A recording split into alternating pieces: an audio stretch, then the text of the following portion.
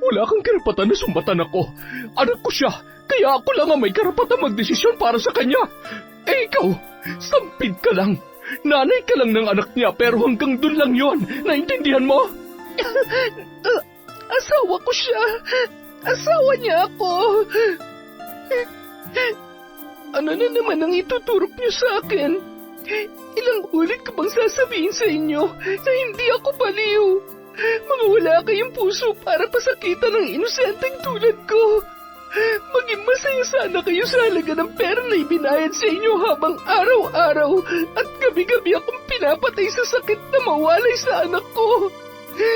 Pagbabayaran niyo lahat to. Babalikan ko kayong lahat.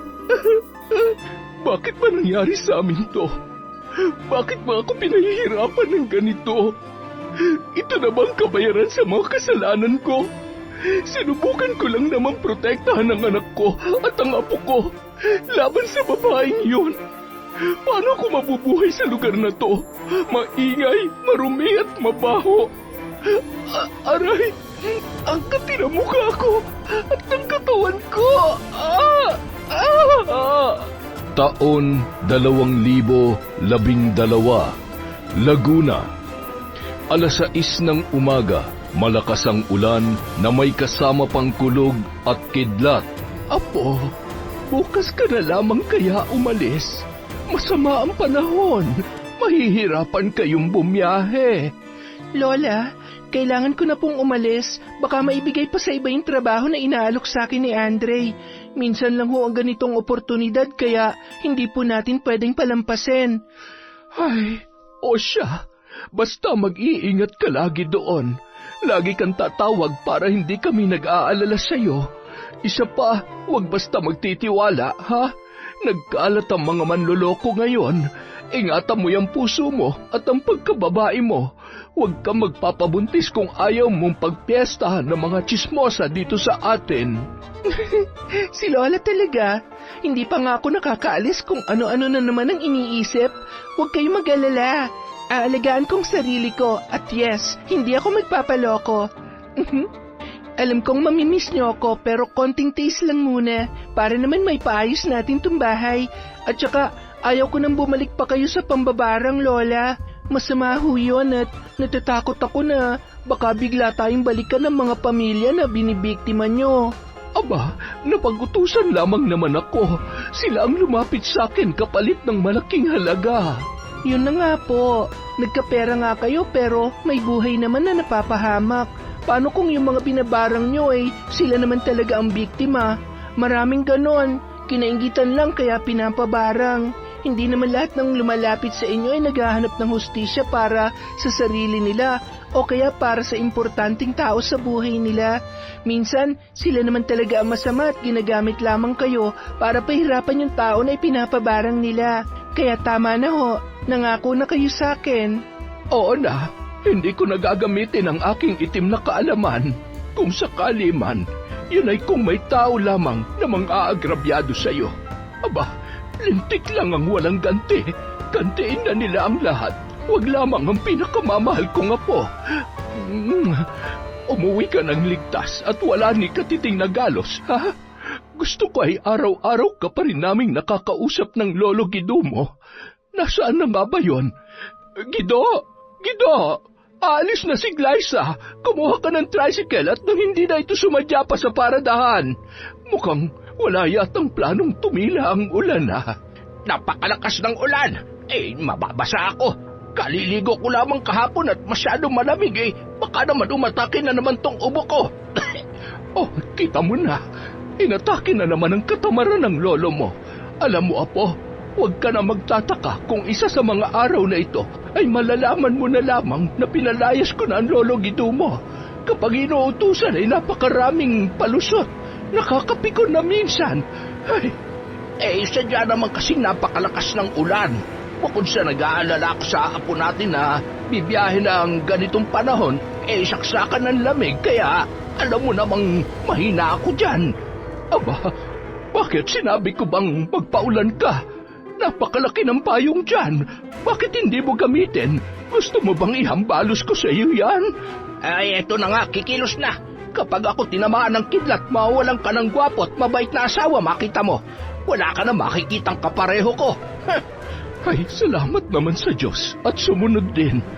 Ay, hindi pa nga ho ako nakakaalis. Nagbabangayan na naman kayo. Huwag na ho kayong lumabas, Lolo. Patitilain ko na lang po muna ang ulan. Mabuti pa, mag-picture-picture muna tayo para naman may titingnan ako kapag namimiss ko kayo. Dito ho kayo, Lolo. Iyan. 1, 2, 3, smile. Isa pa ho, say cheese. Ang ganda ko naman riyan, Apo ah. Siyempre naman ho. At kaya ako maganda kasi nagmana ako sa inyo. Ay sus, naghihintay din na mapuri yung gurang. Alam mo, Gido, mabait ka naman. Yun naman ang importante. Hoy, kung makapagsalita ka para namang hindi mo alam kung paano ako pinagkakaguluhan noon ng mga dalaga sa baryo namin. Pasalamat ka at ikaw ang pinili ko. Ha? Aba, masyado ka namang mayabang. Hindi ko nga malaman kung bakit sa dinami-dami ng manliligaw ko noon ay sa lalaking saksakan ng katamaran pa ako napunta. Alam mo ba, Apo, ang sabi niya sa akin noon, gagawin niya ang lahat para sa akin. Sabi mo pa nga, di ba, susungkitin mo pati ang mga bituin. Pero ano nangyari? Nikulangot mo, hindi mo kayang tanggalin. Ay naku, Gido ka, oh. Masyado ka lang maselan. Kunwari ka pa pero mahal na mahal mo naman ako. Ilang beses ka na nagsabi na iiwan mo ako pero hanggang ngayon hindi ka pa rin naman umaalis. Aray! Bakit akong aalis sa mga kanununuan ko pa ang bahay na ito? Ikaw ang makapalamukha na hindi umaalis kahit ilang beses na kitang pinapalayas. Siyempre, mahal na mahal kaya kita. Kaya kahit lagi mo akong inaaway, nagtitiis na lamang ako. Pasalamat ka na lang din talaga kasi mahal kita kahit mukha kang kalaban. Ano ka mo? Hay nako, tama na nga ho yan. Baka magkatotoo pa yung away ninyo. Ayan, mukhang tumila na ho ang ulan. Kaya tumigil na rin po kayo, ha? Ayaw kung lagi kayo nag-aaway, daig nyo pa mga bata. Ay, dahil malayo ako, kailangan aligaan yung isa't isa, ha? Lo, huwag masyado nagpapasaway kay Lola, ha? Huwag tatakas para makipag-inuman. Yung mga gamot nyo, iinumin nyo lagi. Ay, pasensya na, Apo. Huwag ka mag-alala. Hahabaan ko na lamang ang pasensya ko dyan sa lolo mo. Talaga ba? Parang wala ka naman nun. Anong sabi mo? Wala na po yun. Tara na po, Lolo. Ihatid nyo na ako sa paradahan. Bye, Lola. I love you. Sinundan na lamang ng tingin ni Lola Ingrid ang kanyang apo at ang kanyang asawa na noon ay nagmamadali ng umalis. Nakaramdam siya ng lungkot, lalo na't sa matagal na panahon ay yun ang unang pagkakataon na mawawalay ng matagal sa kanila ang kanilang pinakamamahal na apo. Anak si Glyza ng kanyang ina sa pagkadalaga. Nakapangasawa rin agad ng bago ang kanyang nanay, kaya naman ang kanyang lola Ingrid at lolo Gido na lamang ang nag-aruga at nagpalaki sa kanya. Samantala, nang makasakay na ng tricycle si Glyza ay nakangiti yun na kumakaway sa kanyang lolo papaalis. Konting tiis lang muna para sa pangarap. Mahal na mahal ko po kayo ni Lola. Nang makarating si Glyza sa terminal, ay agad na rin yung nakasakay ng bus at sakto naman na papaalis na yon. Inabot ng mahigit 10 oras ang biyahe at nang makarating sa kanyang bababaan ay naroon na rin ang kanyang sundo na si Andre. Matalik na kaibigan niya yon mula nang siya ay nasa high school pa lamang. Pareho silang suki ng bawat singing contest sa kanilang lugar. Miyembro ng banda si Andre na tumutugtog at kumakanta sa mga resto bar. Nagkataon naman na nangangailangan sila ng babaeng singer, kaya naman agad niyang ipinaalam yon kay Glyza. Thank you sa pagsundo, best ha? Wala yon. Kesa naman maligaw ka pa. Kumusta? Hindi ka naman nahilo sa biyahe? Anong hindi? Idinaan ko na nga lang sa tulog eh.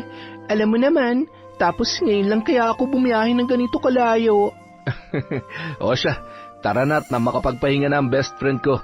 Isang jeep na lang naman galing dito, makakarating na tayo sa apartment ko. Dalawa naman ang kwarto doon kaya huwag ka mag-alala. Hatian mo na lang ako sa renta kapag may pera ka na. Ang taray! Salamat talaga, Besta. Huwag ka mag-alala, kapag nakaluwag-luwag na, babayaran kita agad. Buti na lang naisipan mo akong isali sa banda nyo. Oo naman, kaya nga tinawagan kita agad eh. Alam ko na mas lalong makikilala pa ang banda namin dahil sa'yo. Huwag ka naman ganyan, bigla tuloy ako na pressure. Sus, ikaw pa ba? Ang galing-galing mo kaya. Ikaw nga tong laging panalo nun sa mga sinasalihan natin eh. Yung tipong kapag nakikita ka nila, alam na nila agad na ikaw ang mananalo. Oo na, tara na. Nagpatuloy sa pagkukwentuhan hanggang sa makasakay na ng jeep sina Andre at Glyza. Hanggang sa tumunguyon sa balikat ng binata at nakatulog ng muli. Bandang 6:00 na ng umaga nang makarating sila sa apartment ni Andre. Agad naman nagluto ng almusal ang binata para sa kanilang dalawa at bago siya matulog, tinulungan na siya ni Andre na ayusin ang kanyang mga gamit. Nang magising yun, agad naman sila nag-ensayo at pagkatapos ay nagpunta na sa isang kilalang resto bar. Mababait at sobrang generous sa mga customer natin. Sigurado mag-e-enjoy ka. Mabait din yung kasamahan natin sa banda. Matutuwa sa iyo yung mga yun, lalo na mga customer. Ay, sana nga, hindi ako maunahan ng kaba. Ikaw? Kakabahan? Para kang halimaw kapag nagpe-perform sa stage? Hindi nga nagkamali si Andre. Agad na nakilala at nagustuhan si Glyza ng kanilang mga customer. Sa paglipas ng ilang buwan, isa sa mga napahanga ng dalaga ay ang binatang mayaman na si Mark. Kaibigan niya ang may-ari ng resto bar na yon, kaya naman halos gabi-gabi ay dumadaan siya pagkagaling sa trabaho. Glyza, pauwi ka na? Yes po. Hinihintay ko lang po yung kaibigan ko, si Andre. So kaibigan mo pala talaga siya maliban sa magkatrabaho kayo. Akala ko kasi boyfriend mo eh. Masyado kayong close eh. Opo sir. Ano po kasi, magkaibigan na kami mula pa nung high school. Para na nga po kami magkapatid. I see. Meaning to say, single ka pa? As in, wala pang boyfriend? Wala pa po. Wala pa pong plano. Sige po sir, ingat po kayo sa pag-drive. Babalikan ko na lang po si Andre. Ibang klase. Mukhang pahihirapan pa yata ako Ay, dinedma niya ba yung pagiging magandang lalaki ko? Hindi niya ba alam na halos magkandara pa ang ibang babae rito para lang mapansin ko tapos ako na tong lumalapit sa kanya? Lalayo pa siya. Isa sa mga araw na to, magiging girlfriend din kita. Sinisiguro ko yan. Ay, Glyza, Glyza, Glyza. Palingon-lingon si Glyza nang bigla siyang tinapik sa balikat ni Andre na noon ay bitbit ang kanyang gitara. Sino sinisilip-silip mo dyan? Yung kaibigan ni boss? Si Boss Mark. Bakit? Crush mo? Hindi no, kinausap niya kasi ako kanina. Ikaw? Kinausap? Hindi nga. Oo nga, medyo nailang nga ako kaya ayun, nag-aalibay na lang ako. Bakit? Ano bang sinabi niya sa'yo? Wala yun. Halika na, amuyin na lang tayo. Antok na ako eh. Ang daya naman. Ganyan ka na ngayon sa akin Ayaw mo magkwento? Siguro. Uy, aminin. Pinopormahan ka no? Hindi no, ang kulit mo. Hindi magkakagusto sa akin yon. Amoy mayaman at siguradong may girlfriend na yon. O baka nga may asawa na. Ay, bakit ba natin siya pinag-uusapan? Tara na nga. Ayaw mo nun? Makakapag-asawa ka ng mayaman, mababago ng buhay mo. Hindi mo na kailangan magpuyat pa at magkanda pa o sa pagkanta. Tumigil ka nga. Hindi ko pinangarap na makapag-asawa ng mayaman. Kaya ko naman magtrabaho. Naks, sipag naman talaga ng best friend ko. Pero malay mo, sabi nga, huwag tayo magsasalita ng tapos. Mula nung gabing yun, halos araw-araw nang gumagawa ng paraan si Mark para makausap ang dalaga. Dahilan para hindi na makatanggi si Glyza, lalo na't maging ang best friend niya ay naging tulay din nito para siya ay ligawan. Halos 6 na buwan din siyang niligawan ni Mark hanggang sa sinagot niya na ang binata. Ay, tama ba itong ginagawa ko? Bakit parang Kahit alam kong gusto ko rin naman siya. Oo, may nararamdaman naman talaga ako sa kanya. Pero bakit parang may mali? Kinakabahan ako. Natatakot ako na hindi ko maintindihan. Masyado ka lang nag-overthink. Mas okay nga yan eh. Para makita mo kung walang magbabago sa pakikitungo niya sa'yo ngayong boyfriend mo na siya. Isa pa, mukhang seryoso naman talaga yung tao eh. Sabihin na natin na magiging okay kami, pero paano naman yung pamilya niya? Baka mamaya sugurin ako ng nanay niya rito tapos alam mo na, mahirap lang ako at hindi ako bagay sa... Ayun, napakanega mo talaga. Hindi naman lahat na mayaman masama ang ugali, uy. Malay mo mabait din tulad ni Sir Mark. Kung hindi naman, di sana mag-offer na 1 milyon tapos balatuhan mo na lang ako. Nakakaasar ka talaga. Ito naman, nagbibiro lang naman eh. Nakabatok ka agad. Kalmahan mo lang kasi. Enjoy. Hindi naman pwedeng puro na lamang trabaho. Love life ka rin. Tumigil ka nga. Kaya pala hanggang ngayon hindi ka pa rin nagkaka-girlfriend. Wala ka rin naman nililigawan. Umamin ka nga sa akin? Bakla ka ba? Anong bakla? Hindi ah. Di ba pwedeng hindi ko pa nakikita yung babaeng para sa akin? Sus, palusot. Aminin mo lang kasi. Hindi kita i-judge, promise. Hindi i-judge ka dyan. Anong tawag sa ginagawa mo? Nagtatanong lang. Sige na nga, hindi na kita kukulitin.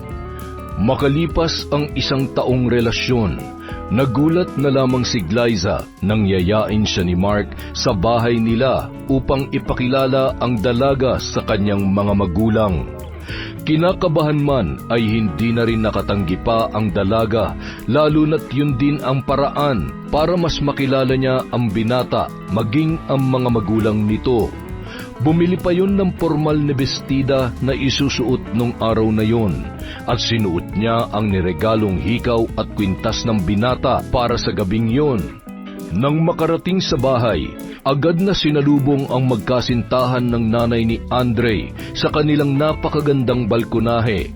Maganda ang ngiti noon lalo na nang makita ang maayos na tindig ni Glyza at ang suot nito na hindi mapagkakamalan na anak mahirap.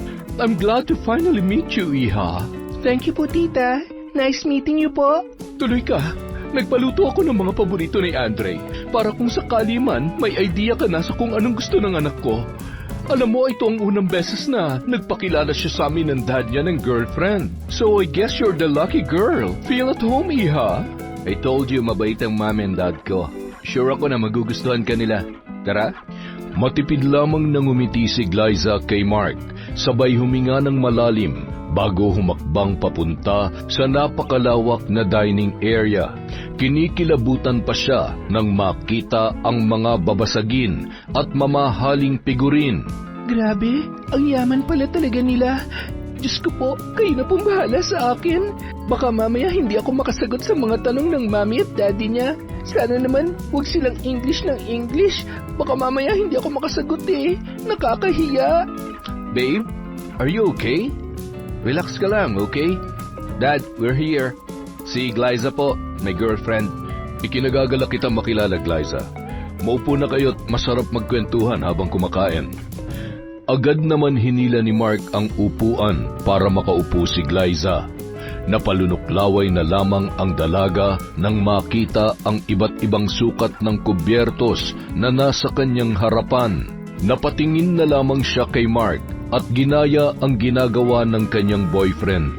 Nagkatinginan naman ang mag-asawang Ted at Vina na animoy na halata ang ikinikilos ng dalaga. Napabuntong hininga si Vina at napailing. Glyza, pwede ko bang malaman kung saan kayo nagkakilala ng anak ko? Sa resto bar po. Oh, I see. May sarili kang resto bar. Tama ba? Hindi po, tita. Singer po ako doon. What? Singer? In short, nag-entertain ka ng mga lalaking... Mom, it's not what you think. Isang magaling na singer si Glyza. Super talented siya. How about your parents? Anong work nila? Ikaw, anong tinapos mo? May iba na pong pamilya ang nanay ko at hindi ko pa po nakikilala ang tatay ko. Yung lolo at lola ko po ang nagpalaki sa akin. Hindi na rin po ako nakapag-aral sa kolehiyo. Excuse me. kausapin mo yung anak mo at baka kung ano pang masabi ko. Dad, sandali. May problema po ba? Glyza, malino naman siguro sa'yo kung ano mangyayari kapag ipinagpatuloy mong pakikipagrelasyon sa anak ko. Alam mo kasi, kilala na namin ang mga katulad mo. Mga hampas lupang nais makaangat sa buhay, kaya maghahanap ng makakapitan. Pwede naman yon, pero marami pang iba dyan. Huwag na lang ang anak namin. You can go now. Hindi na lamang nagsalita pa si Glyza at nagmamadaling lumabas. Ma'am, sobra naman po kayo. Bakit niyo naman ginawa yon? Anong mali sa ginawa namin? Mark, nag-iisa ka naming anak ng daddy mo. We want all the best for you. Hindi yung makikipagrelasyon sa cheap at hampas lupang yon. Ito na ang huling beses na pag-uusapan natin siya. Hiwalayan mo ang babaeng yon. Naiintindihan mo? Maluha-luhang pinunasan ni Mark ang nagngingilid niyang luha dahil sa galit at patakbong lumabas para sundan si Glyza. Inabutan niya ang dalaga sa labas ng tarangkahan na noon ay patuloy sa paghagulhol. Babe, sorry. Hindi ko naman alam na... Ano? Hindi mo alam na ganun kamata pobre ang mga magulang mo? Sabi ko naman sa'yo noon pa, hindi tayo bagay. Tanga ko rin kasi. Dahil kahit alam ko ng posible mangyari to, hindi ko pa rin pinigilan ng sarili ko na mahalin ka. Babe, minahal din naman kita. Hindi ko naman naisip na mamahalin din kita sa kabila ng maraming pagkakaiba nating dalawa. I'm sorry kung nasaktan kita. Susubukan kong kausapin sila ulit to give you a chance na... Tama na, Mark. Wala rin pupuntahan ng relasyon natin. Tsaka, ayaw kong ako pa maging dahilan kung bakit magkakasira kayo ng parents mo. Tanggapin na lang natin na hanggang dito na lamang talaga tayo. Babe, sandali. Glyza! Agad na pinara ni Glyza ang dumating na tricycle at sumakay ang dalaga. Parang wala sa sarili na nagpahatid sa paradahan ng jeep, pauwi sa bago niyang apartment na malapit din lang sa tinutuluyan ng kanyang kaibigan na si Andre.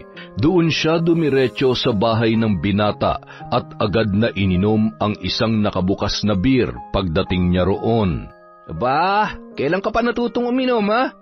Teka, ano ba nangyari? Bakit mugtong-mugto yung mata mo? Nag-away ba kayo ni Mark? Wala na kami. Ano? Bakit? Paano? Nang babae ba siya? May asawa na? Ano? Ayaw ba sa'yo ng parents niya? Kung alam mo lang yung sobrang kahihiyan na naramdaman ko kanina. Hindi ko alam na may ganun pala kamata pobreng mga tao. Akala ko kasi sa mga teleserye lang may ganun eh. Sa totoong buhay din pala. Ano bang sinabi sa'yo? Hindi ka man lang ba pinagtanggol ni Mark sa mga magulang niya? Mukha namang hindi niya inaasahan na gano'n ang mangyayari. Nung una dahil sa itsura kong to, akala ng parents niya mayaman ako. Noong nagtanong na sila tungkol sa akin, sa mga magulang ko at trabaho ko, doon biglang nag-ibang tingin nila sa akin. Alam mo yung pakiramdam na para akong basahan sa paningin nila. Sa tanang buhay ko, kanina ko lang naranasan na mapahiya ng gano'n. Siguro dahil mapera sila, iniisip nila na peperahan ko lang yung anak nila. At syempre, mas gugustuhin nila yung babaeng kasing yaman din nila. Natututuloy akong bumiyahe mag-isa nang wala sa panahon. Ay, hindi tama yung ginawa nila sa'yo. Tsaka, sana ipinagtanggol ka man lang ng Mark na yun. Upakan ko siya eh. Kukulit-kuliting ka niya tapos hindi ka naman pala niya kayang protektahan. Ay... Huwag ka mag-alala, makakahanap ka pa ng mahal ka talaga at yung kaya kang ipaglaban. Huwag kang iiyak dahil doon, hindi bagay sa'yo. Gusto mo ba lumipat tayo ng bar para... Hindi naman kailangan. Bakit tayo mag-a-adjust? Sa susunod na magkita kami, hindi ko na siya kilala. Wala akong ibang dapat gawin kundi kalimutan ko na siya. Makalipas ang isang buwan. Heto, tubig. Mag-iisang linggo ka na nagsusuka. Magpa-check up ka na kaya. Baka mamaya, hindi na lang basta acid yan ha. Sorry, best, pero baka naman buntis ka. May nangyari ba sa inyo ni Mark bago kayo naghiwalay? Hindi nakaimik ang dalaga sa tanong ng kanyang kaibigan.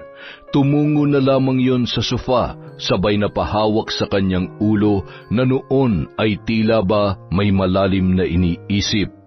Hindi pwede to. Ayoko na magkaroon pa ng ugnayan sa Mark na yon, lalong-lalo na sa pamilya niya. Kung sakaling buntis nga ako, mas gugustuhin ko pang palakihin na lamang mag-isang bata. Tapos, ikaw ang mahihirapan. Bah, kung buntis ka, dapat kanyang panagutan at ang batang nasa sinapupunan mo. Kahit man lang sa pinansyal na pangangailangan ninyo. Isa pa, hindi ka pwede magpuyat kung buntis ka. Paano ka magtatrabaho? Uuwi ka ba sa probinsya? Ay, nakakainis. Ano ba tong pinasok ko? Hindi to pwedeng malaman ni Lola. Sigurado mapapagalitan niya ako. Bes, anong gagawin ko? Ay, sasamahan kita magpa-check up tapos kapag nakumpirma natin na buntis ka, kailangan mo magdesisyon para sa ikabubuti ng bata, hindi lang para sa sarili mo. Nung araw ding yon, nakumpirma nila na mahigit 2 buwan ng buntis si Glyza. Pag-uwi sa bahay ay hindi pa rin halos makausap yon ni Andre. Pwede bang ako na lang ang magsabi kay Mark? Alam kong masama pa rin ang loob mo sa kanya, pati na rin sa mga magulang niya. Pero alam ko naman na hanggang ngayon mahal mo pa rin siya. Tatay siya na magiging anak mo. Malay mo pag nalaman ng mga magulang niya na magkakaapo na sila, magbago na rin ang tingin nila sa'yo. Nung una, hindi muna ipinaalam ni Glyza ang totoo kay Mark hanggang sa naging maselan ang kanyang pagbubuntis. Kaya kinakailangan niya ng humingi ng tulong sa ama ng bata na nasa kanyang sinapupunan.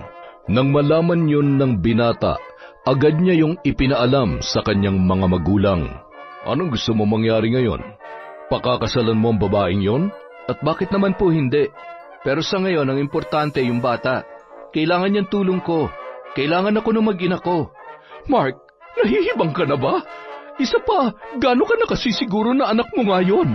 Alam mo, mga babaeng katulad niya, gagawin ang lahat para lamang mangyari ang gusto nila. Pera lang yan. Yaman lang ang kailangan niya sa'yo, kaya huwag kang basta-basta magpapauto sa babaeng yon. Mom, Dad, hanggang ngayon ba naman kayo pa rin na magdedesisyon para sa akin? May sarili akong buhay. May trabaho naman ako at hindi aasa sa inyo para sa mag-ina ko. So please, kung ayaw niyo kay Glyza, fine. Pero hindi na ako magpapakontrol sa inyo. Sige, magmatigas ka. Baka nakakalimutan mo na lahat ng meron ka pwedeng mawala sa oras na lumabas ka sa pintong yan. Kapag ipinagpilitan mo yung gusto mo. Galit na pinagsusuntok ni Mark ang pader dahil sa pagpipigil niya ng galit. Sa oras na may mangyari masama sa mag-ina ko, hindi ko kayo mapapatawad. Mark! Anak! Mark! Mukhang nabilog na nga ng babaeng yon ang ulo niya. Alam mo, may naisip akong paraan. Bakit hindi natin pagbigyan ng gusto ng anak natin? Kapag nandito na ang babaeng yon, mabilis na lang natin siyang matatanggal sa buhay ni Mark. Isa pa, hindi ako makakapayag na isang babaeng hampas lupa ang kalalakihang ina na magiging apo natin. Kapag nakapanganak na siya, para na lang siyang lumang gamit na wala ng silbi at kailangan ng itapon. Marami pang paraan para magbago ang isip at nararamdaman ni Mark para sa babae na yon. Huwag ka mag-alalahan. Ako nang bahala. Hindi naman pwedeng lalo tayong magmukhang kontrabida sa buhay ng sarili nating anak. You know, kung alam niya lang na we're just trying to protect him. Ay. Kalaunan, sinamahan pa ng mag-asawa ang kanilang anak na sunduin si Glyza sa apartment na kanyang tinutuluyan. Pasensya ka na nung nakaraan, Iha. Ang mabuti pa'y kalimutan na natin yon. Ang importante sa ngayon, maging maayos ang lagay nyo na magiging apo namin. From now on, parte ka na rin ng pamilya. Huwag ka mag-alala, hindi ka namin pababayaan. Salamat po. Kung hindi po sana masela ng pagbubuntis ko, hindi ko naman... Babe, responsibilidad ko kayo ng baby natin. Mahal kita at pakakasalan kita. Para patunayan ko sa iyo na mahal kita, hindi na ako makakapayag na maghiwalay pa ulit tayo. Tara na, huwag ka na mag-isip ng kung ano-ano. Makakasama sa anak natin yan. Isang private civil wedding, kung saan silang dalawa at ang mga magulang lamang ni Glyza ang naging saksi sa pag-iisang dibdib ni na Mark at Glyza. Sa katunayan, ang mga magulang ni Mark ang nag-asikaso ng lahat ng yon. Masaya naman si Glyza dahil kahit papaano nararamdaman niya na natanggap siya ng mag-asawa. Hindi pa rin ako makapaniwala na kasal na tayo. Thank you, Mark. Salamat kasi pinaglaban mo pa rin ang relasyon natin. Kami ng baby natin.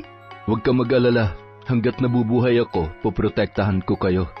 Mahal na mahal kita at ang baby natin. Alam mo, babe, Hindi ako makapaniwala na mamahalin kita ng sobra. Nung una kasi wala naman sa loob ko na magseryoso pa sa relasyon. Pero akalain mo, sa'yo lang pala ako bibigay. Wala eh. Masyado akong na-inlove sa boses at mga mata mong yan. Naku, nambola ka pa talaga. Ay, sana hindi ako mahirapan sa panganganak. Hindi na ako makapaghintay na makita ang baby natin.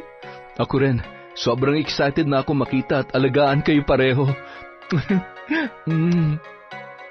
Lumipas ang mga araw. Mas lalong naging masaya ang pagsasama ni na Mark at Glyza. Hindi nakakapagtrabaho ang babae dahil maselan niyang pagbubuntis.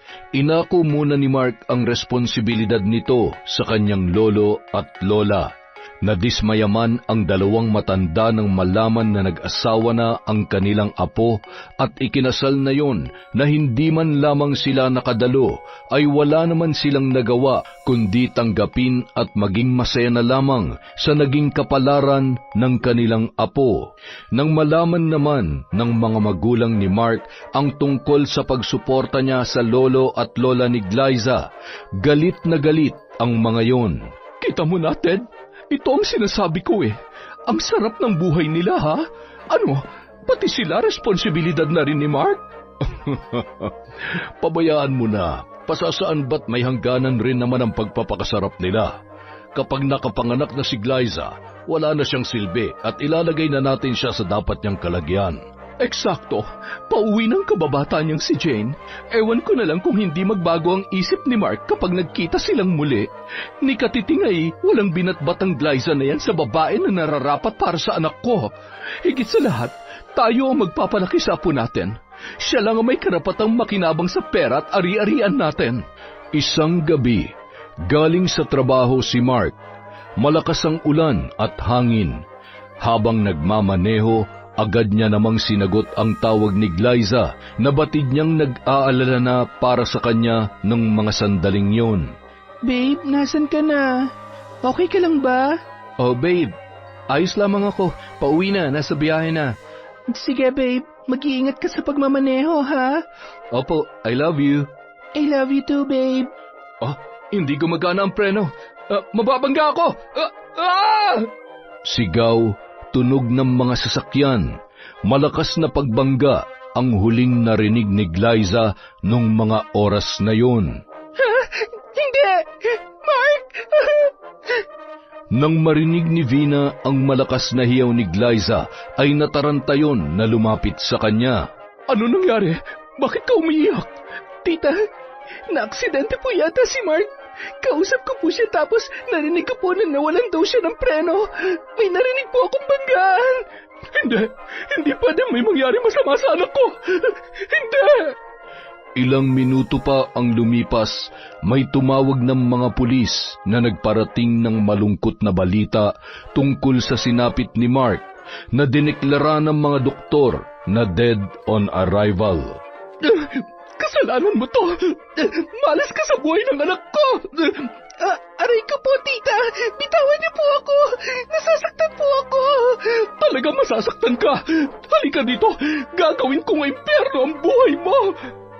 Kinaladkad ni Vina si Glyza sa isang madilim na silid na nagsisilbing tambakan ng mga lumang gamit at siniguro na hindi makakalabas yun. Tita, palabasin niyo po ako dito! Kailangan ko makita ang asawa ko! Palabasin niyo ako dito para awan niyo na! Pinabantayan din siya ni Vina sa mga katulong upang masiguro na magiging ligtas pa rin ang apo nila hanggang sa maisilang ang bata. Tila bilanggo na inaabutan lamang ng pagkain at tubig sa silid na yon. Ilang beses ring nakiusap si Glyza ngunit hindi siya pinakikinggan ng mga katulong, lalo na't takot ang mga yon sa kanilang amo. Sa burol kung saan naroon lahat ng mga kamag-anak at kaibigan ay wala man lamang ni isang nakakaalam na mayroon ng asawa si Mark. Samantalang hindi mapigilan ni Glyza ang kanyang sarili na panghinaan ng loob dahil sa kanyang sitwasyon at higit sa lahat, ang katotohanan na hindi man lamang niya nakita sa huling pagkakataon ang kanyang asawa. Alam ko kung nasan ka man ngayon. Hindi ito ang gusto mo, babe. Tulungan mo ko. Bigyan mo ako ng lakas ng loob para sa anak natin. Mahal na mahal kita. Matapos mailibingan lalaki ay lalong nanariwa ang galit na mag-asawa para kay Glyza. Hindi ko nagugustuhin pa makita ang pagmumukha ng babaeng yon sa pamamahay ko. Wala akong pakialam kung ano mangyari sa kanya. Palayasin mo na siya sa bahay na to at baka kung ano pa magawa ko sa kanya. Ted, hindi pwede. Kailangan natin makasiguro na wala siya magagawa laban sa atin. Isa pa, paano nga po natin? Hindi natin pwedeng idamay ang bata sa galit natin sa kanya. Kung meron mang dapat magdusa, siya lamang yon, hindi ang apo natin. Kung ganon, panahon na para ipadala siya kung saan siya nararapat. Tama. Nakausap ko na rin naman yung may-ari ng ospital na yon. Ibibigay natin ang halaga na hinihingi nila basta maisagawa lamang nila na maayos ang plano. Bago yon, gusto ko munang iparamdam sa kanya at isang palang katotohanan na ni minsan ay hindi siya welcome sa bahay na to at hindi siya magiging parte ng pamilya natin. Ilusyonada. Isang gabi, mahimbing na natutulog si Glyza habang iniinda ang labis na pagkahilo dahil sa mainit na silid na mahigit 1 linggo niya nang tinitiis. Nagising siya nang bigla na lamang may sumipa sa kanyang paa at nang imulat niya ang kanyang mga mata ay dahan-dahan siyang tumayo sa kanyang kinahihigaan. Tita, palabasin niyo na po ako dito. Hindi ko na po kaya. Hindi mo na kaya ang init? Bakit? Nakatikim ka lang na malamig na kwarto tapos hindi mo na kayang tiisin ang init dito? Mas mainit pa ata sa impyerno sa bahay kung saan ka lumaki. Pasalamat ka't dinadala mo ang apo ko dahil kung hindi, walang dahilan para lumabas ka sa mainit, madilim at maalikabok na kwarto na to kung saan ka nababagay. Bakit po ba kayo nagagalit sa akin? Wala naman po akong ginagawang masama. Hindi ko naman po kasalanan na minahal ako ng anak ninyo, na nagkaanak kami. Bakit niyo po ba ginagawa sa akin to? Bakit niyo pinagkakait sa akin ultimo karapatan na makita ang asawa ko? Hinayaan niyo siyang ilibing na hindi ko man lamang nakikita. Wala kang karapatan na sumbatan ako. Anak ko siya, kaya ako lang ang may karapatang magdesisyon para sa kanya. Ikaw, sampid ka lang. Nanay ka lang ng anak niya pero hanggang dun lang yon. Naiintindihan mo? Asawa ko siya. Asawa niya ako. Asawa? Oo nga pala. Yun nga pala ang alam mo. Sa tingin mo ba talagang papayag kami na maging asawa ni Mark ang isang hampas lupang katulad mo? Ano pong ibig niyong sabihin? Peke ang kasal niyo, kaya wala kang mahihita kahit piso mula sa amin. Pasalamat ka nga dahil sa ilang buwan mo ng pagtira dito ay nakaranas ka ng masarap na buhay. At isa pa, alam ko rin naman na ang anak ko ang nagpapadala ng sustento sa mga patay gutom mong lola at lola. Hindi ba? Napakaswerte nyo naman. Masarap bang magpakasasa sa pera na pinaghirapan ng anak ko? Ang kapal ng mukha mo! Peke, napakasama nyo. Ni minsan wala akong hiningi sa anak nyo. Kusang loob niyang ginawa yon dahil hindi na ako makapagtrabaho. Alam niyo naman naging masela ng pagbubuntis ko sa loob ng ilang buwan kaya naman ginamit mo yon para samantalahin ang kabaitan ni Mark. Ngayong wala na siya at alam mo na ang totoo. Malaya ka na makakaalis sa bahay na to kapag naisilang mo na ang anak mo. Pero habang hindi pa, baka naman gusto mong pagtrabahuhan ang lahat ng pagkakautang mo. Wala akong utang na dapat pagbayaran. Napakasama ng ugali nyo. Kayo nakiusap at lumapit sa akin na sumama dito tapos ganitong gagawin nyo sa akin? Mga wala kayong awa. Mga sinungaling kayo. Kahit gumapang pa ako sa hirap, kaya kong buhayin ang anak ko kesa ikulong niyo ako dito. Anong gagawin mo? Aalis ka? Anong klaseng buhay ang ibibigay mo sa apo ko, ha? Itutulad mo siya sa'yo? Ipinanganak na mas mahirap pa sa ipis at daga? Lalaki na walang narating sa buhay? Huwag mong idamay ang apo ko sa kamalasan mo dahil kami lamang ang nararapat na magpalaki sa kanya.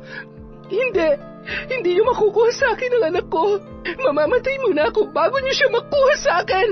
Buong lakas na itinulak ni Glyza si Vina. Nang hihina man, pilit niyang inihakbang ang kanyang mga paa para makalabas sa silid na yon. Bruha ka! Bumalik ka dito! Mga katulong, huwag niyong hahayaan na makalis ang babaeng yan! Pinagtulungang pigilan ng mga yun si Glyza na noon ay pilit naman na nagpupumiglas. Parang awa niyo na! Hayaan niyo na ako makalis dito! Ang tiyan ko! Ang sakit! Manganganak na yata ako! Tingnan mo nga naman ang pagkakataon, Glyza. Kaya naman siguro malinaw na sa'yo na kahit anong gawin mo, wala ka nang magagawa pa para ilayo sa amin ang anak mo. Dahil kahit sarili mo, hindi mo matutulungan. Kung ano man ang binabalak mo, tandaan mo, hindi hahayaan ng Diyos na ilayo mo sa akin ang anak ko. Makalipas ang ilang sandali, umalingaw-ngaw na ang tunog ng ambulansya at doon ay agarang isinugod sa ospital si Glyza. Nanganak yon sa isang pribadong ospital matapos mailuwal ang isang malusog na sanggol ay tanging iyak lamang noon ang kanyang narinig bago siya nawalan ng malay. Samantala, nang magising ang babae ay nasa loob na siya ng isang makipot na silid. Wala siyang marinig na ingay mula sa labas. Kinapa niya ang kanyang tiyan at parang kumakabog ang kanyang dibdib nang maalala ang kanyang bagong silang na anak. Ang anak ko, hindi maaari. Hindi nila pwedeng kunin sa akin ang anak ko. Tao po! Tao po! May tao ba dyan? Pakiusap palabisin niyo ako dito. Kailangan ako ng anak ko. Ibalik niyo sa akin ang anak ko. Dahil sa malakas niyang sigaw, may tumungo namang 3 tao na masasabi niyang nurse dahil sa mga suot na uniforme ng mga yon.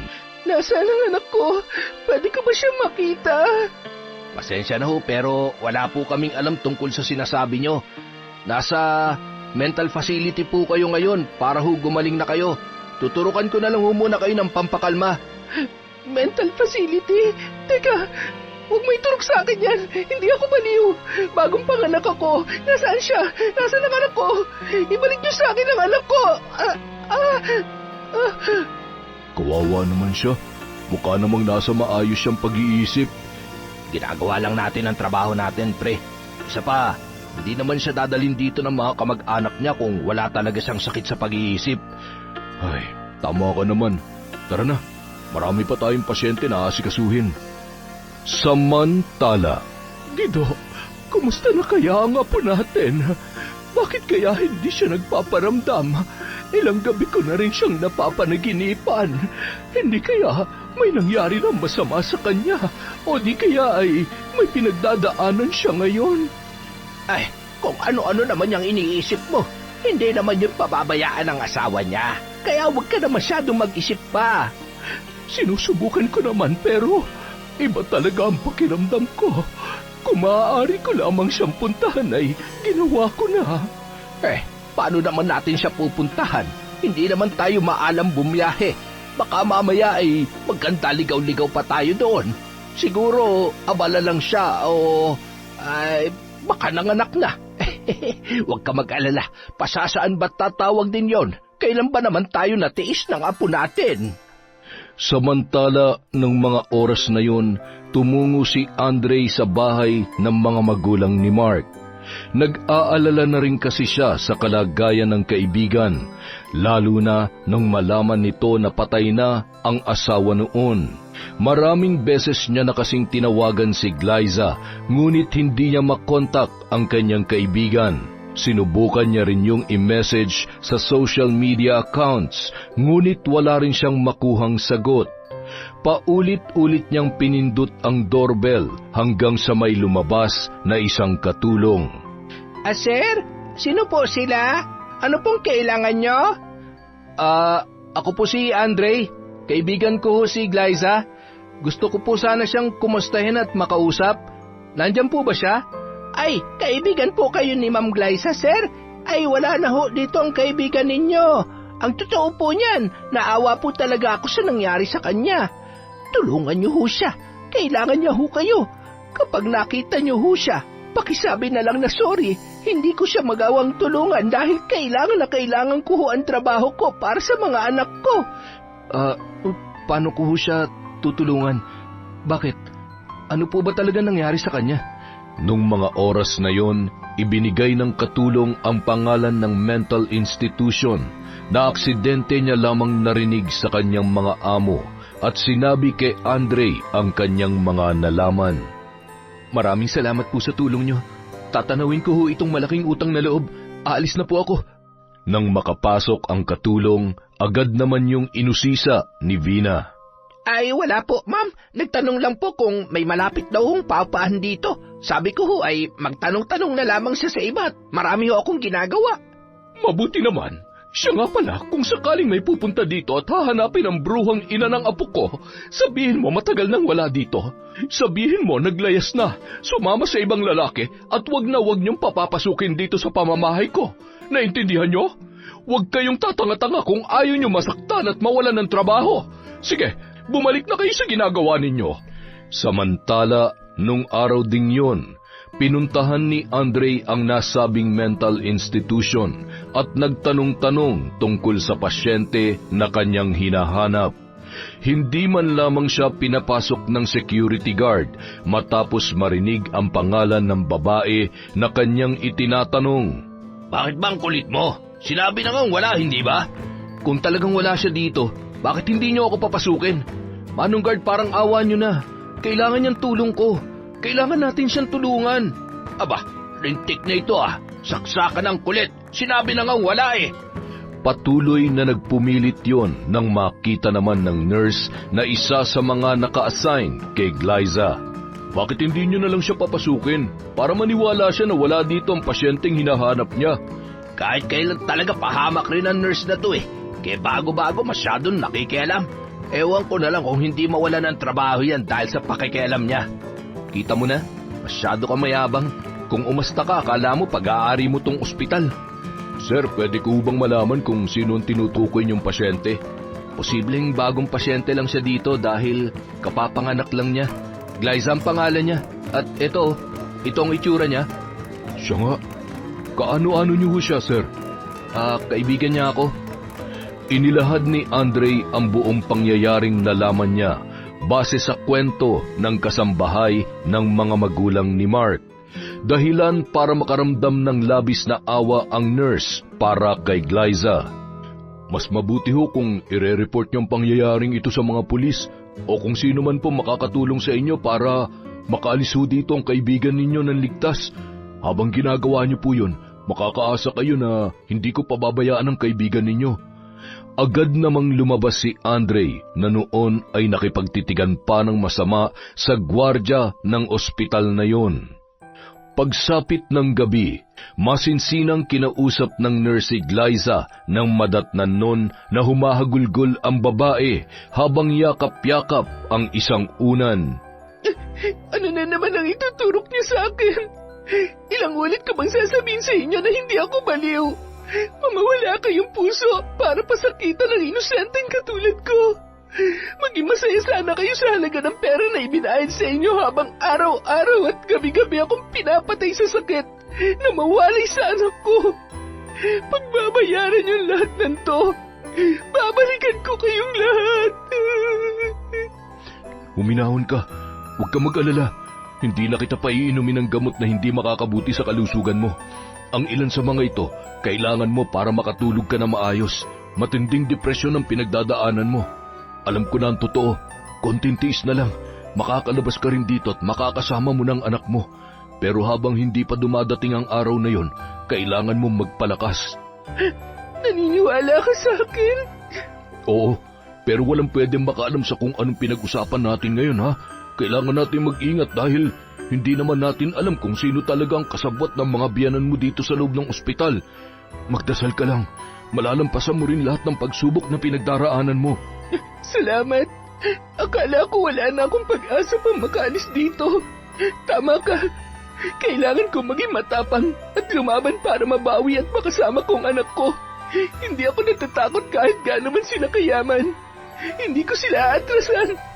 Babawiin ko ang anak ko. Isinusumpa ko yun.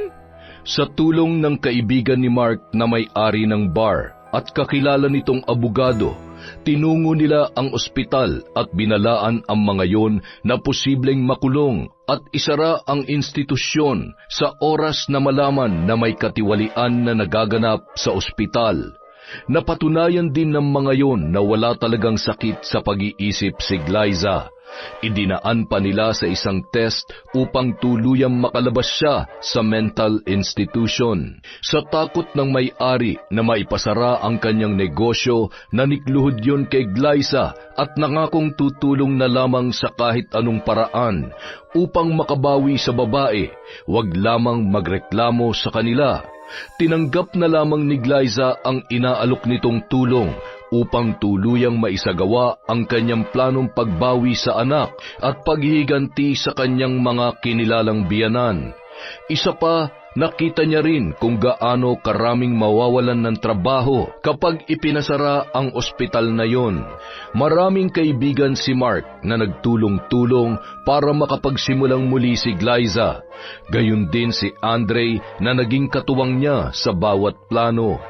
Nang malumbalik ang lakas nito gamit ang perang nalikom niya, ay nakipagsosyo siya sa kanilang boss na may-ari ng resto bar, kung saan sila kumakanta ng kanyang kaibigan. Bumalik siya sa pagkanta habang lumalago naman ang pera niya nang hindi niya namamalayan. Handa na akong harapin sila. Magsasampa ako ng kaso para sa kustudiya ng anak ko. Ako ang nanay niya, kaya ako may karapatan sa kanya. Wala na silang may babato pang dahilan dahil kaya ko nang buhayin ang anak ko. Hindi mo ba talaga sila sasampahan ng kaso sa ginawa nila sa'yo? Hindi na kailangan, Andre. Yung anak ko lamang ang kailangan ko, wala nang iba. Isa pa, magsasayang lang ako ng oras.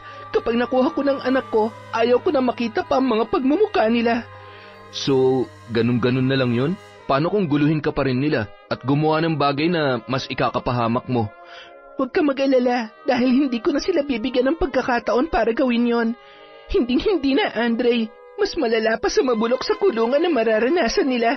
Gagawin kong impyerno ang buhay nila hanggang sa gumapang sila sa sakit at hirap.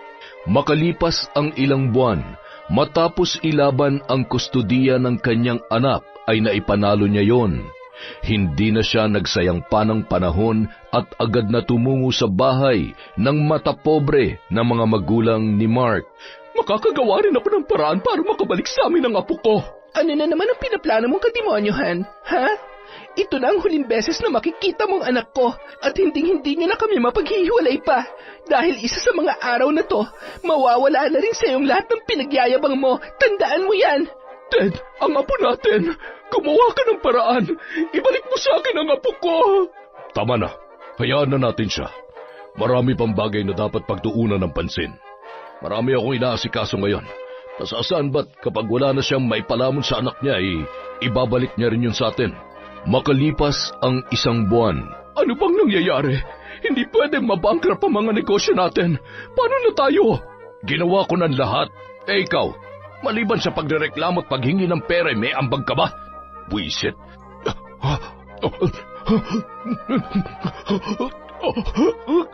Ted, ano nangyayari sa'yo? Ay, Diyos ko! Ano bang tinitingin-tingin niyo, mga inutil kayo? Tumawag kayo ng ambulansya, bilis! Ted, dadalhin kita sa ospital! Mula nung araw na yun, iba't ibang sakit na ang dumapo sa katawan ni Ted, kaya naman wala na siyang panahon para ibangon ang kanyang mga negosyo. Ted, anong gagawin ko? Naubos na ang pera natin, pati ang mga ari-arian natin dahil sa mga operasyon mo. Lumaban ka naman. Huwag mo naman akong pahirapan ng ganito. Hindi ko alam ang gagawin ko kapag nawala ka. Paano na ako? Alam mo namang wala akong alam sa trabaho. Ted, maawa ka naman sa akin.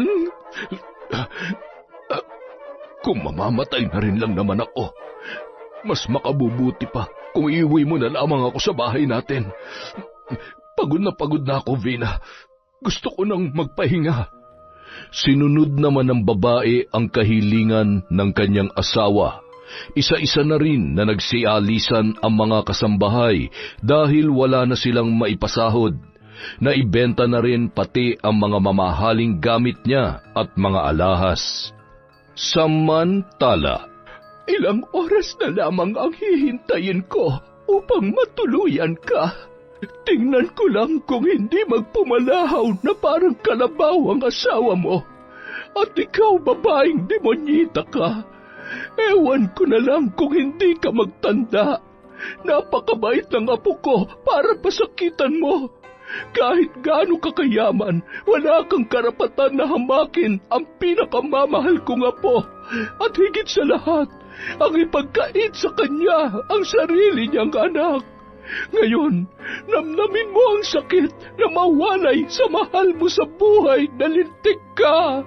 kinaumagahan, Ted, lilinisan ko ang sugat mo at pagkatapos ay kailangan mong uminom ng gamot. Nilagnat ka na naman kagabi. Napakatagal na hindi pa rin naghihilom ang sugat mo dahil sa mga lintik na operasyon na yan. Ay, siya nga pala, tumawag na rin sa akin yung bangko. Huwag naman sana munang hatakin ang bahay na ito. Hindi ko na talaga alam kung paano na tayo. Nahihiya naman akong lumapit sa mga kaibigan natin at ano na lamang ang sasabihin nila. Pagtatawanan nila tayo kapag nalaman nilang... Ay, Ted, ano yung... Mga ipis? Bakit napakaraming ipis dito? Ted, naririnig mo ba ako? Ano nangyayari sa'yo? Hindi pwede. Huwag mo akong iiwan. Ted! Lalong natakot si Vina nang biglang bumuka ang tahi ng kanyang asawa sa dibdib at tiyan. Sabay bumulwak ang napakabahong nana. Tumulo din ang malansang dugo sa ilong noon habang may lumalabas na mga insekto sa kabilaang tenga. Hindi niya naman maipaliwanag kung saan nagmumula ang napakaraming bubwit na pumasok sa kwartong yon. Halos mahimatay sa takot si Vina dahil sa mga pangyayaring yon. Tumakbo siya sa labas at humingi ng tulong. Nang muling pumasok sa loob ay wala ni isang ipis at daga ang naroroon. Wala ng buhay ang kanyang asawa at basang-basa sa sarili nitong dugo at nana na umaalingasaw ang amoy sa buong silid. Nagpasya si Vina na ipakremate na lamang yon at hindi na lamang ipinaalam pa sa iba ang nangyari. Nabalot ng labis na kalungkutan ang buong kabahayan. Para siyang mamamatay sa lungkot sa bawat araw, lalo na at nag-iisa na lamang siya sa buhay. Higit sa lahat, unti-unti nang nauubos ang natitira niyang pera sa kanyang pitaka. Makalipas pa ang ilang araw, nahatak na ng bangko ang kanilang bahay. Naghanap yon ng maliit na silid na maaari niyang upahan.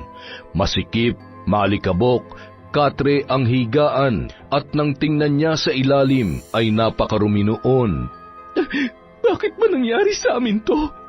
Bakit ba ako pinahihirapan ng ganito? Ito na ba ang kabayaran sa mga kasalanan ko? Sinubukan ko lang naman protektahan ang anak ko at ang apo ko laban sa babaeng yon. Paano ako mabubuhay sa lugar na to? Maingay, marumi at mabaho. Aray, ang kati ng mukha ko. Pati ng katawan ko, ano ba naman to? Pati salamin basag at... Bakit nagkakaganitong balat ko? Ilang sandali pa lang ako nandito para magpantal ng ganito kalalaki at... ang kate! Puwisit na buhay to! Bandang 10:00 ng gabi, lumabas si Vina na nakatalukbong at bumili ng pagkain. Nandidiri namang hinawakan niya ang plastik na pinaglalagyan noon. Malinis ba to? Hindi ba masisira ang tiyan ko dito? Ang arte mo naman. Sa dami ng galis mo sa katawan, nagagawa mo pa mag-inarte ng ganyan? Ititinda ko ba to kung marumi? Oo na, hampas lupa. Nagtatanong lang, nagagalit na agad. At hello, wala akong galis. Allergy yan, no? Lokong yun Tagasan ba yun at ngayon ko lang nakita dito? Ay... Pagkatapos kumain, sinapinan niya ang katre upang maiunat ang kanyang katawan. Mayat-maya siyang nagkakamot hanggang sa magkasugat-sugat na yon. Paano ako makakatulog? Sobrang hapdi at kate. Kailangan ko na magpaderma, kaya lang Wala na nga pala akong pera. Tawagan ko kaya mga kaibigan ko at baka sakaling mapahiram nila ako. Kaya lang, hindi pwede. Walang pwede makaalam na naghihirap na ako. At paano ako magpapakita sa kanila kung ganitong itsura ko? Ano ba kasi ito nangyayari sa akin? Aray ko, ang sakit ng tiyan ko. Nasusuka ako. Sabi ko na nga ba marumi yung pagkain na yun eh. Umanda siya sa akin bukas. Dahil sa labis na pananakit ng tiyan, pinagpapawisan na rin siya ng malamig, hanggang sa nanghina at hindi na namalayang nakatulog na sa kanyang kinahihigaan. Paggising ni Vina kinaumagahan ay hinang-hina na siya at muling tiningnan ang kanyang itsura sa basag na salamin. Nanginginig ang kamay na hinawakan ang kanyang muka na malayong malayo na sa dati niyang itsura. Bakit mo pa ako pinahihirapan ng ganito? Mas gugustuhin ko pang mamatay kaysa mabuhay ng ganito. Pagod na ako. Kunin mo na lang ako. Naririnig mo ba ako? Gusto ko na mamatay. Sa kabilang banda, marami ka pang dapat matutunan sa buhay. Isa pa, hindi ka pa nga nagbabago ay gusto mo na agad mamatay. Masyado ka namang excited na pumunta sa impyerno. Ay, yan ang napapala ng mga taong katulad mo. Akala mo madadala mo ang karangyaan hanggang sa ikalawang buhay? Ano ka ngayon? Mahirap kami pero hindi hamak na mas kaawa-awa ka kesa sa amin. Buti nga sa'yo. makalipas ang isang buwan, dahil hindi pa rin siya makabayad sa upa sa kanyang tinitirhan, ay pinalayas na siya ng may-ari. Kahit anong pakiusap ay hindi man lamang siya pinakinggan noon. Nagpalakad-lakad na lamang yon sa kung saan-saan, hanggang sa tuluyan ng mawala sa katinuan. Madalas na memerwisyo ng mga nagtitinda ng pagkain at nananakit din. Kaya naman, hinuli yon ng mga opisyal ng barangay at dinala sa pampublikong mental institution. Ano ba? Bitiwan niyo ako mga hampas lupa! Bakit niyo ako dinala dito? Hindi ako baliw! Nang maisama sa mga kababaihan na may kondisyon sa kaisipan, ay lalo lamang nagwala yon sa galit. Huwag kayong lalapit sa akin! Mababaho kayo! Malalansang hampas lupa! Nakakadiri kayo! Dahil sa kanyang inasal, pinag-initan yon ng mga baliw na naroroon. Pinagtulong-tulungang sabunutan, tadyakan at apak-apakan. Dahil sa nangyari, madalas nasa sulok na lamang yun, takot na takot at umiiyak na parang bata. Hindi yun makatulog dahil sa mga naririnig niyang bulong sa kanyang tainga sa tuwing sumasapit ang gabi. Madalas niya ring nakikitaan ng uod ang kanyang mga sugat. May mga oras na kumikirot ang kanyang ulo at pakiramdam niya ay may mga galamay ng insekto na gumagapang sa loob ng kanyang katawan. Makalipas ang ilang buwan, umayos naman ang lagay ng kanyang pag-iisip dahil sa mga gamot, ngunit wala pa ring pagbabago sa kanyang mga sugat. Minsan niya nang narinig na pinag-uusapan siya at nababanggit ang tungkol sa barang. Nung mga oras na yun ay naalala niya si Glyza. Patawarin mo sana ako. Nagsisisi na ako sa mga kasalanan ko sa iyo. Alam kong huli na para may tama ako ang mga pagkakamali ko. Gusto ko pang makita ang apo ko. Miss na miss ko na siya. Isang araw, habang nasa labas at nagkakatuwaan ang kanyang mga kasamahan, nagkaroon ng pagkakataon si Vina para tumakas. Lumusot yon sa isang awang ng sirambakod sa likod na bahagi ng building ng mental institution. Hindi na ako babalik sa loob. Hahanapin ko ang apo ko. Hahanapin ko sila. Hihingi ako ng tawad sa lahat ng nagawa ko. Muli siyang nagpalakad-lakad at namamalimos habang nagbabaka sakali na makita si Glyza at ang kanyang anak. hanggang sa tuluyan ng maging pulubi na umaasa na lamang sa grasya na nagmumula sa lahat ng kanyang makakasalubong. Masaya na sa isang tinapay at tubig upang malamnan lamang ang kanyang sikmura. May ilang tao namang nag-aabot ng pagkain at damit na labis niya namang ipinagpapasalamat. Sa kabilang banda, Mabuti naman at pumasyal kayong mag-ina. Abay, miss na namin itong pinakamamahal naming apo. Ang gwapo-gwapo at ang bait-bait pa. Buti at nagmana sa ugali ng... Oh, ayan ka na naman. Ang hilig-hilig mong bumalik sa nakaraan. Imbis na nakakalimot ng apo mo ay dadali ka na naman dyan. Siya nga pala, ano nang balita? Tinodas mo na ba? Tinigilan ko na. Sabi mo mag-move on na, di ba? Isa pa ay sapat na yon dahil wala na siyang kakayanan pang apihin ang kahit na sino man. Napagbayaran niya na ng higit pa sa sobra ang mga kasalanan niya.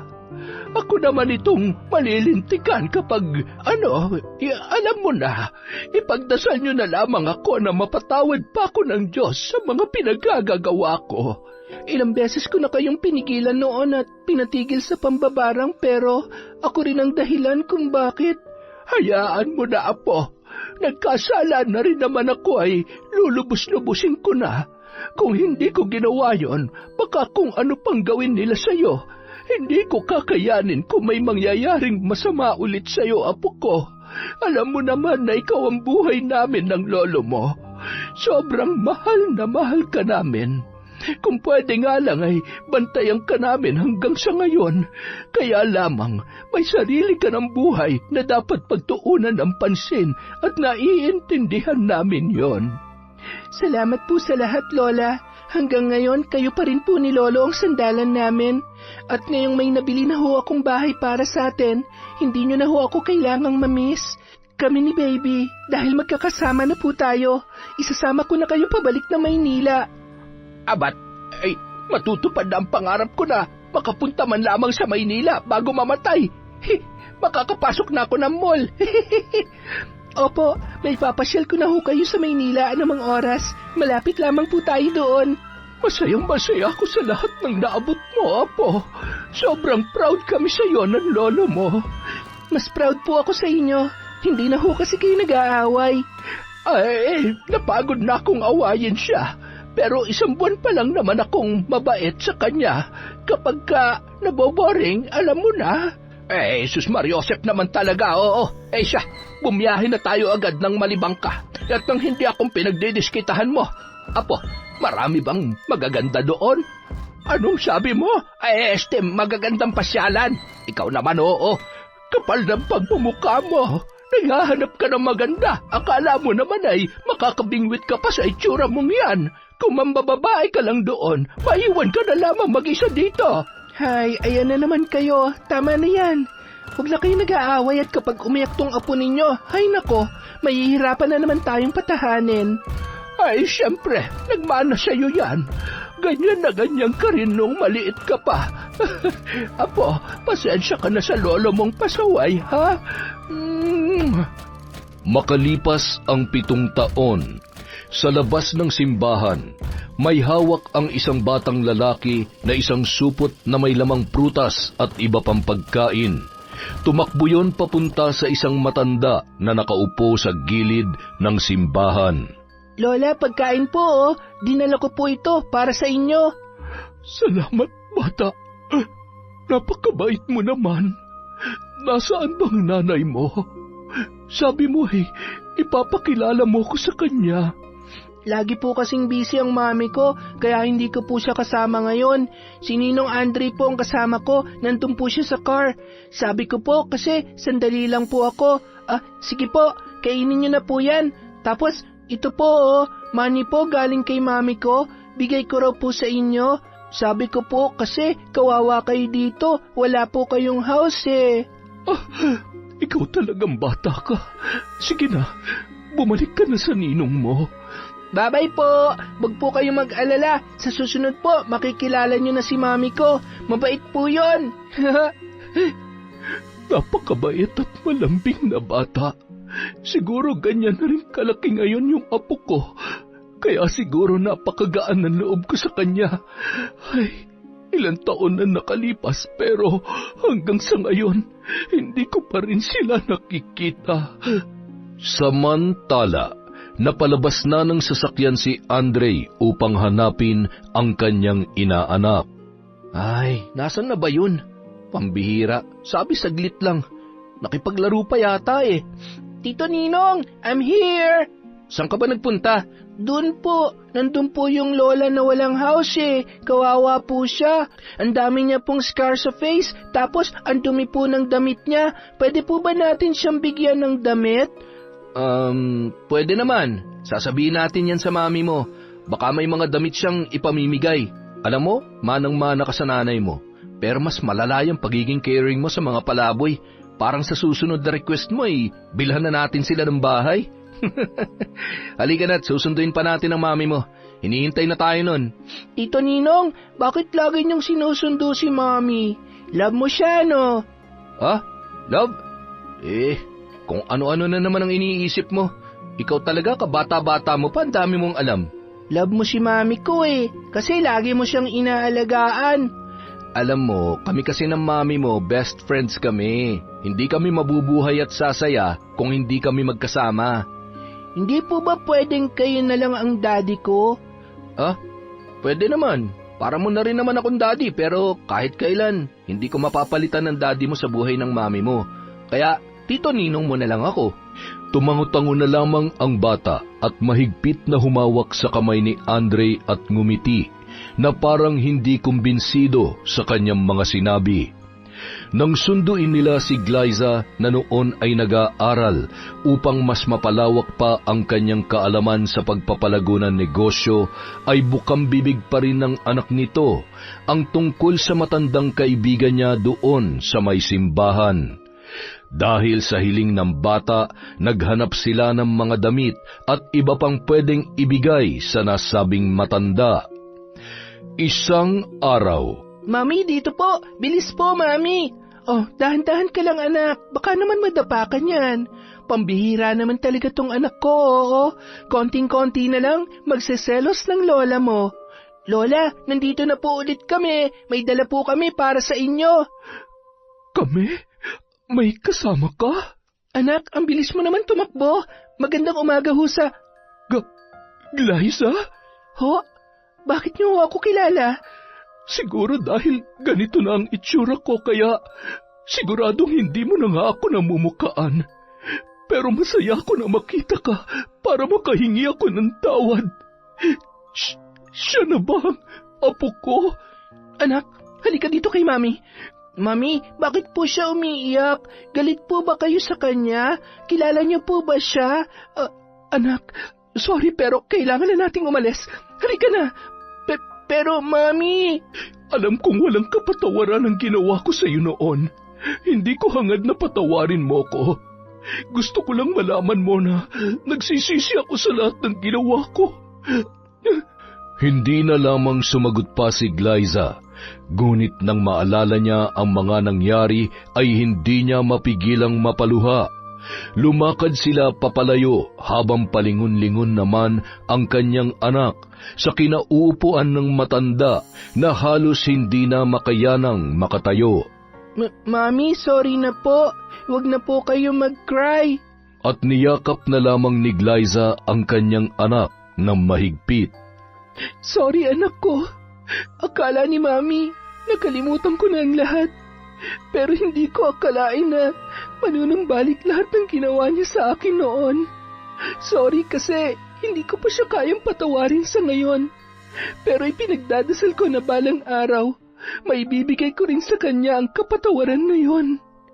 Huwag ka na mag-cry-cry, Mami. Don't worry, tutulungan ko kayo mag-pray na ma-forgive niyo po siya para totoong happy ka na po talaga. Makalipas ang isang linggo, kinuha ng ilang social workers na kumukupkop sa mga palaboy ang matanda upang maibigay ang kanyang pangangailangan. Pambihira ka talaga. Nagawa mo pang tulungan ang bruha na yon.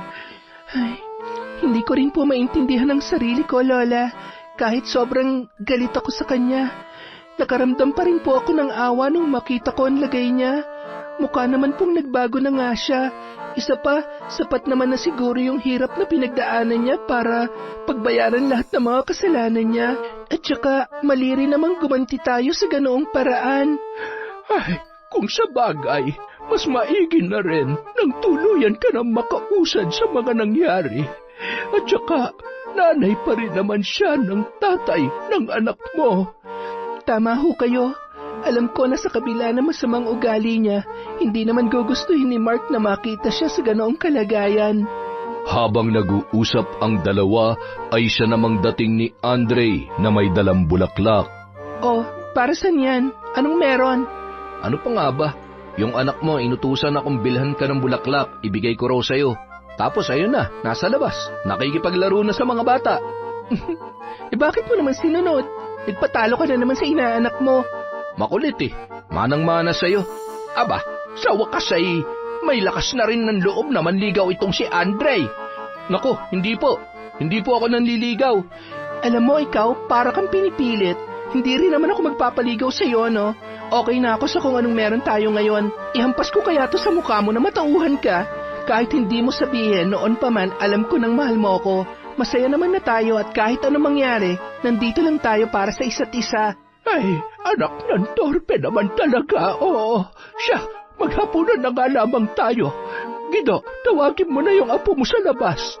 Nakayuko lamang si Andre habang tila malalim ang iniisip. I love you. Mahal kita, Glyza. I love you too. Apo, I love you raw, apo, hoy. I love you too. Salamat palagi. Pero, wag muna nating ipilit yan, okay? Tara, kain na lang muna tayo. Sige ba? Yun! Isa na namang malupit na kwento mula sa channel natin. Pasensya na po kayo, medyo magaspang lang yung boses ni Enteng. Inubo tayo kahapon nabasa yata ng ulan sa probinsya. Pasensya na, pero syempre dapat hindi mawala ang shoutout. Simulan po natin kay Finky Rusi 14. Hi kay Merly Herbolingo. Hi din po kay Pinky ko, kay Manisan Mamot Mapadtaya. Shout out kay Jerlyn Arabado, kay Celestina Sigua, kay Josie Aniban. Hi kay Jessica Rojas, kay Elizabeth Sabariza. Hello din po kay Romeo Marcelino. Hi kay Joy Yatutab. Shout out kay Len TV2, kay Mary General Rhea Batiduan. Hi po kay Mira from Batangas, kay Roslyn Gumok, kay Pureza Tagiwalo. Hi kay Leonila Mempin, kay Arlene Torquiza, kay Leia Tan. Hi po kay Gemini 06. Shout out kay Boss Kimpoy Feliciano. Hi kay Robert Crimen, kay Noemi Garcia Pabunan, kay Angelina Ignacio, Rosalyn Rodriguez, Edgardo Fontanilla. Hello po kay Jennifer Sacris, kay Tolpu, Virgie, Mag, Jasmine, at sa Team MP. Cheers! From Jessica Sobremonte. Hi po kay Monica Nieves, kay Joy Frias Vargas, kay Cleo Abalos, kay Monet Soto. Shout out kay Jamie Rubio. Jamie Rubio, Dubber. Hi po kay Rosemary Casonete. Shout out kay Filipina Palsario, kay Ruben Isip, kay Grace Noses, Janice Agan, at kay Zoe Agan. Hello po kay Beth Mercado, kay Mardy Suzuki, kay Ryzen Sean, Cassandra Hilary May, Stephanie Faye, at kay Hayati from Vanji Sambile. Hello po kay Vicky Abut, kay Ami Viray, kay Ryan Alba, kay Mama Pango Loretta from Elidia Bobes. Hi po kay Amalia Kanamaru, kay Mariam Ahmed Hisham. Hi po sa Galedo family from Babes. Shout out kay Maria Benitez, kay Vimelda Gapultos. Sa Bongapat at Baloloy family from Julie Ann Bongapat.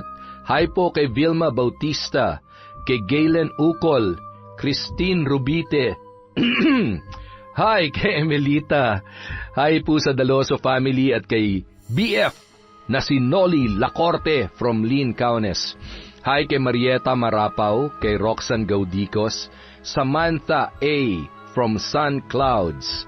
Shout out kay Elizabeth Pamintuan, kay Ligaya M. Sadiasa, kay Elizabeth Dungka, Abel Hipolito, hi kay Winnie Sarial, kay Gay Somodio, kay Odi Bargamento, kay Michelle de la Cruz, Celia Tolentino.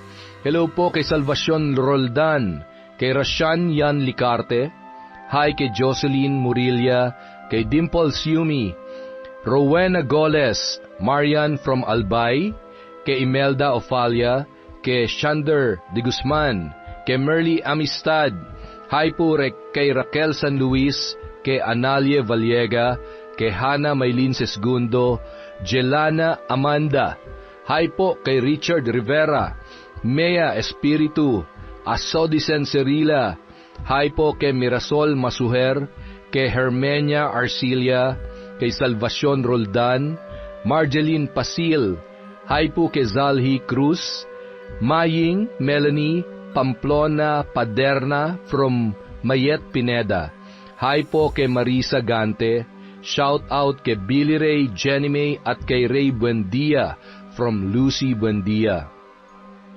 Hi po kay Jubel Baldonasa, kay Delilah Dumdum Donna, hi kay Laura Lee Altarejos, kay Arnel Claridad, shout out po kay Hani Austria, kay Asia Makalindong, kay Lydia Lopez at kay Rosalina Bogayong.